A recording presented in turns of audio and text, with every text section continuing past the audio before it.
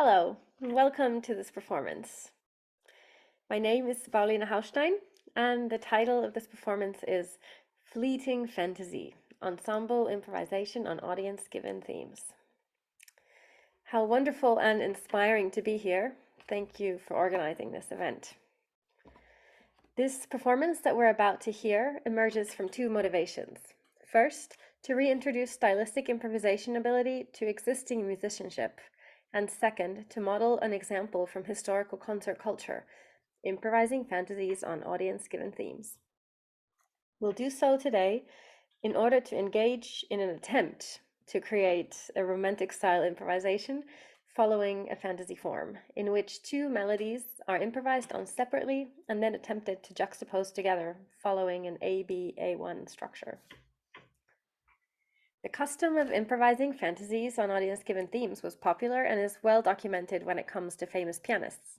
However, improvising with an ensemble was part of the skill set of every musician at the time, with their training rooted in portamento practices. The main purpose of today's performance is not to wow with flawless execution, but to spark a moment of engagement through authentic creative risk-taking. The impact of improvising in front of live audience was well known and well utilized in the beginning of the 19th century. According to Liszt, taking themes from the audience established a more direct rapport between the public and the artist, thus becoming a communal work. In an example of improvising with partners, Dana Gooley describes Moscheles and Mendelssohn improvising together. This fascinating exercise in intersubjective communication comes closer to the dialogic ideals of jazz improvisation than do most forms of classical improvisation. It demands strenuous attention to the immediate thought pathways of the other player and provokes instantaneous elaboration on the implications and affordances of the other player's ideas. It requires, in others, the player's entry or attempted entry into the other space of the opposing improviser's mind. So let me tell you a little bit about our group in today's performance. We're playing together for the second time. The first was beginning of the year. So you will not be witnessing a performance of an experienced ensemble, but of a group which is brought together by a common motivation, to learn stylistic improvisation and integrate it into our artistry. Our pianist, Stephanie Turna, is a piano pedagogue, solo improviser, and composer. Soprano Adaya Peled was a fellow improvisation student of David Dolan's in London, where she also took part in my doctorate project. And violinist Simone Strohmeier is a teacher and orchestral musician who became interested in learning classical improvising techniques in her free time during the pandemic. I personally spent 7 years as a full-time cellist, orchestra member, and pedagogue before embarking on a performance doctorate project in classical improvisation with David Dolan, John Sloboda, and Adrian Brandel at the Guildhall School in London. Regarding our rehearsal strategies, only the soprano and I have similar background in training, which meant that as a group, we didn't actually have common strategies or even vocabulary to start with. As leader, I introduced rehearsing techniques formulated in my doctorate project, in which the following skills are isolated and approached through small, separate exercises. First, creating musical building blocks in romantic style and harmonies, initiating a melody, accompaniment, bass line, a second voice, or duet melody and rhythm, for example. Second, creating structure, starting from a tiny sized theme, elaboration and recapitulation, or ABA, and expanding it systematically. And finally, practicing ensemble skills such as leading and following simultaneously with all of the above. Now, before we start, I would like to draw your attention to an element at the heart of stylistic improvising in a Western classical context: creative and artistic risk-taking. As Robert Levin says, today's performers, shaped in the crucible of competitions and recordings, learn early to avoid risk as a threat to consistency and accuracy. There's nothing more risky than improvisation, but there's nothing more devastating to music's dramatic and emotional message than avoidance of risk. If we want the audience to pay attention, we must do what actors do: invest our performances with spontaneity and danger. Improvisation guarantees both. The performance today will demonstrate both successful and unsuccessful moments of creative risk-taking and problem-solving in real time. The performance was recorded on October 2nd in Helsinki, Finland, and we had recruited 2 audience members, but one became sick in the last moment, so both melodies were taken from the same person. The conversation we had with him is part of the video. Let's go. Good evening. May we request a melody, something that would be relatively well known? I'll be known as Adagio.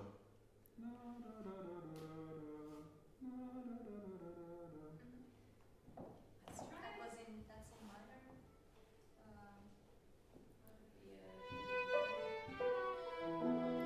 That's an E minor, and then goes up E, so it's quite good for you, I think.